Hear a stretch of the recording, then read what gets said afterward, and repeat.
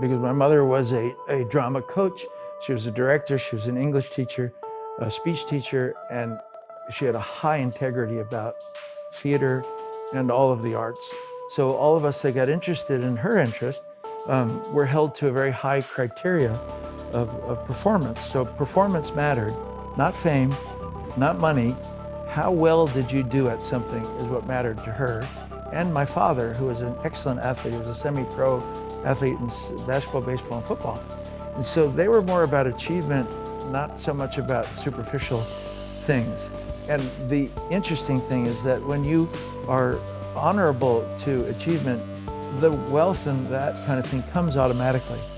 You don't have to worry. It's when you invert that, when someone wants wealth or they want fame, it's harder for that to happen because it's not based on anything that has a bean exchange to it.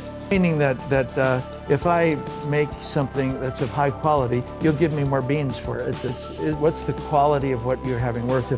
If I make this cup really well, you'll pay maybe a little more for it than if I do a poor job of it. So your exchange has to be at a higher level, and then it automatically comes. But it's not what you're going for, in my opinion. Now people could have done it. I always say, if you want to be wealthy on just money, get into the money business, investments, banking, but if you're in the arts, I would do it for art's sake first, and then hopefully others will follow, but not make it a prerequisite, but just keep doing the right thing, and the good thing will happen. Because I always behave as though my performance that I'm doing is not only the best role I've ever had, but maybe the last role. And even though I don't mean that literally, I have to think in that frame of mind, just so I do my best work. And I take every role as seriously as the next.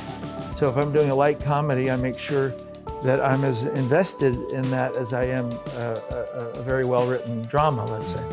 Well, just as a global perspective on choices, I've never planned the end result of what I was going to do. For instance, I didn't do Saturday Night Fever thinking that I would start trends, or Urban Cowboy knowing that I would start a trend. You do it because it's a good piece of work. You love it. You're going to do the best job you can. You're going to invest in research. You're going to drill and practice and get it right. And then whatever result it is, Saturday Night Fever, for instance, I thought was a little art film. The only film I ever did that I felt had any absolute commercial viability was Grease, because I had done the Broadway show and I saw the success with my own eyes.